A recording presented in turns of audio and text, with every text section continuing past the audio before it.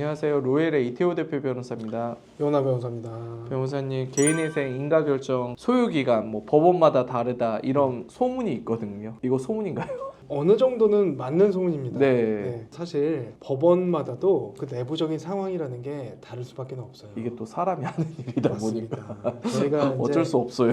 저희도 사실 변호사 입장에서 답답할 때도 많고요. 네. 의뢰인분들한테도 좀 설명하기도 어렵고 좀 네. 죄송스러울 때도 있고 한데 네. 법원 입장에서는 그럴 수 있겠다라는 내부 사정을 좀 듣고 나면 그런 생각이 들 때가 있어요. 법원 직원분들도 힘드실 테니까 맞아요. 저희가 한번 이걸 잘 풀어보자고요. 변호사님, 인가결정이라는 게 정확히 무슨 말이죠, 이게? 처음에 개인회생을 시작을 할 때 채무자는 변제 계획안이라는 걸 그쵸. 제출하게 됩니다. 개인회생이라는 제도 자체가 완전한 채무의 면책이 아니고 일부만 그쵸. 면책을 받는 거기 네. 때문에 나머지 부분은 어떻게 갚겠다는 변제 계획안을 제출을 해야 되고 그 계획안이 최종적으로 확정되는 단계 그게 인가결정이고 그쵸. 법원에서 이 정도면 괜찮겠다. 네. 이 정도면 변제 계획도 합리적이고 네. 그리고 지나친 탕감도 아닌 것 같으니까 해주겠다라고 하면 인가결정이 나는 거죠. 결국에는 그냥 무조건 받아주는 게 아니라 심도 있게 검토해서 현실성 있는지를 판단한다는 거네요. 맞습니다. 이게 현실성이 있는지 여부 이 부분도 굉장히 중요한 부분이에요. 인가 결정 전까지 보통 어떤 단계들이 있죠? 인가결정 전에 일단은 변호사 상담을 먼저 하셔야겠죠. 네, 이게 네. 현실성이 있는 건지. 네. 저희가 처음에 유튜브에서 말씀드렸던 게 개인회생을 애초에 못하는 그런 요건 네. 불가능한 경우 네, 네. 그런 경우인지 아닌지 여부를 좀 체크할 필요가 네. 있고요. 그렇게 해서 개인회생이 어느 정도 가능하다고 판단이 되면 신청서를 접수하는 그쵸. 겁니다. 신청서를 접수할 때 이 상황에 정확히 맞는 그런 네. 분석을 해야 되고 변제 계획안을 네. 철저하게 세우는 게 굉장히 중요하고요. 그리고 신청을 하게 되면 법원에서는 금지 명령이라는 걸 하게 되는데 네. 이게 아주 중요한 부분이죠. 네. 채무자 입장에서는 채권자가 채무자한테 강제 집행을 할 수 없게 만드는 거기 때문에 독촉 전화나 이런 것들도 받지 않게 되거든요. 뭔가 어감은 금지 굉장히- 명령이라고 그러면 나쁠 것 같은데 사실은 채무자 입장에서는 본인을 그렇죠. 보호해주는 금지 명령이 내려온 거네요. 맞습니다. 네. 굉장히 중요한 네. 부분입니다. 근데 이제 바로바로 되면 좋은데 보정이라는 걸 우리가 맞아요. 법원에서 피해가기가 정말 어렵잖아요. 맞습니다. 네. 지난번에도 말씀드렸듯이 보정명령이 진행이 되는데요. 저희가 변제계획안을 제출하고 신청하고 했을 때 이게 현실적인지 여부 그리고 우리가 채무를 지게 된 뭐 이유라든지 그렇죠. 지난번에 말씀드렸던 무분별한 투자라든지 네. 아니면 뭐 도박 채무라든지 이런 것들이 있는지를 좀 필터를 해야 되거든요. 네, 네, 이런 거를 체크하는 과정이 보정명령이고 네. 여기서도 또 각종 자료를 제출해야 되는데 여기서 시간 많이 많이 잡아먹어요. 네. 그래서 변호사 상담 단계에서 이 부분을 미리미리 준비를 해두셔야 돼요. 네, 네. 그래야 법원에서 어떤 보정이 나올지를 예상을 하고 바로 제출할 수 있게 미리 준비를 하는 거죠. 네. 세 번째는 개시 결정인데요. 개시결정. 법원에서 개시결정을 네. 내려서 회생 절차를 공식적으로 진행하기 시작한다, 시작하고요. 스타트한다 이거네요. 네. 그러고 나서 채권자 집회, 네. 채권자들이 뭐 어떤 채권을 갖고 있는지 음. 이런 것들을 확인을 하고 모든 절차 검토한 이후에는 네. 아까 말씀드렸던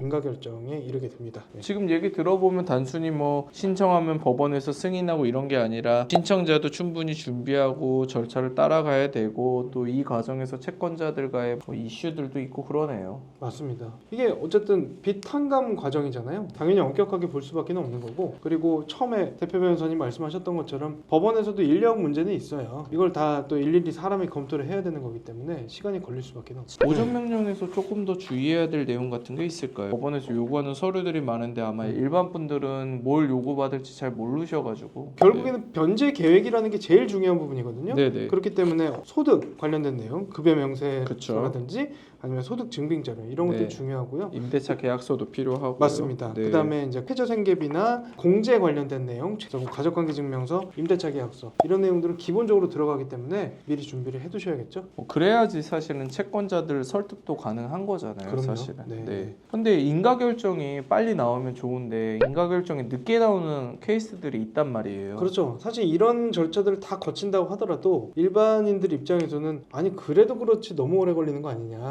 이렇게 생각하시는 분들 있을 수 있거든요. 근데 전체적으로 회생 사건이 많이 늘어났습니다. 경기가 사실 좋진 않은 것 맞습니다. 같기도 해요. 네, 사실은. 법원 인력은 한정이 한정돼 돼 있는데 네. 판사님의 수는 정해져 있어요. 네. 법원 직원도 마찬가지고요. 근데 회생 사건 수는 계속 늘어나고 있기 그쵸. 때문에 아무래도 좀 업무 로딩이 좀 커지는 부분이 있어요. 네, 진짜 많아진 것 같아요. 예전에는 개인 회생이라는 거는 약간 뭔가 일반적인 루트에서 벗어나는 사람들이 되게 예외적인 사람들이 하는 거다 그런 느낌이었는데 개인 회생이 정말 이제는 많이 보편화되고 많은 사람들이 문의가 오거든요. 그쵸. 예전에는 회생 같은 경우에는 사업하시는 분들만 하는 네, 걸로 알려져 네. 있었는데요. 요즘에는 직장인들도 많이 이용을 하십니다. 법원 인력 때문에 늦어지는 거는 뭐 어쩔 수 없다 그러는데 채무자가 본인이 준비해야 될 거를 준비를 못 해가지고 늦어지는 거는 지양해야 될 거 아니에요? 맞아요. 저희도 사실 의뢰인분들께 이런저런 자료를 요청을 드리면 빨리빨리 잘 주시는 분들도 계시지만 정말 안 주시는 분들도 계시거든요. 약간 이걸 오해하시는 게 음. 변호사 사무실 뭐 로펌에 돈을 냈으니까 그 부분은 로펌이 해결해야 되는 부분 아니냐 이러시는데 그렇지는 않고요. 당사자가 발급을 해서 제출을 해주셔야 되는 서류들이 생각보다 네. 많아요. 그런 것들 미리미리 준비를 해서 빨리빨리 제출해 주시면 법원에서는 서류가 빨리 들어오는 사건들을 빨리 심사할 수밖에 없는 거예요. 그렇죠. 그리고 법원마다 차이 이 네. 부분을 한번 얘기해봐야 될 것 같아요. 네, 네. 서울 기준으로 일단 말씀을 드리면 일반적으로 개시 결정이 된 다음에 네. 한 달 이내에는 채권자 집회가 네. 열리고 그로부터 또 한 달 이내에는 인가 결정까지 난다 이렇게 봐요. 그래서 최근에는 일정 밀리면서 3달 이상까지도 걸릴 수 있다. 네. 이렇게 알고 계시면 될 것 같고요. 수원은요? 수원은요. 애초에 채권자 집회 일정 자체가 좀 늦게 잡히는 네. 경향이 있어요. 아무래도 이게 또 인력 문제일 거라고 네. 예상이 돼요. 개시 결정을 하고 나서 수원은 한 3달 정도 후에 처리 속도가 조금 느린 느낌이죠. 집회가 잡히기 때문에 전체 기간이 6에서 8개월 정도 그렇죠. 되겠네요. 그 정도면. 서울보다는 한 3개월 정도는 더 걸린다 네. 생각하셔야 될 것 같아요. 인천은 어떻죠? 인천은 서울보다 오히려 좀 더 빠른 편이에요. 사건 수 자체가 일단 좀 적잖아요. 맞아요. 인천이. 그래서 뭐 한 달 정도는 더 빠를 수 있다. 네. 이 정도 예상하시면 될 것 같습니다. 네네. 인가결정 만약 지연되면 어떻게 해야 되죠? 지연된다고 하더라도 어쨌든 채권자 집회 이후에 변제금 납부 유예 기간이 지금은 이제 더 이상 받을 수 없는 그쵸. 상태가 됐기 때문에 변제금 잘 납부하는 거 이거 굉장히 중요합니다. 그냥 신청해 놓고 폐지돼 버리면 말짱 꽝이잖아요. 그러니까 변제금 납부를 할 수 네. 있도록 준비해 놓는 거. 이 길어지는 기간 동안 성실하게 납부해야 된다는 걸 미리 알고 계셔야 되는 거죠. 그래서 추가 서류도 빨리 제출해 주셔야 되고요. 로펌이랑도 소통이 잘 돼야지 여기서 로펌이랑 고객 사이에서 로스가 생기면 사실 안 되거든요. 맞습니다. 네. 네.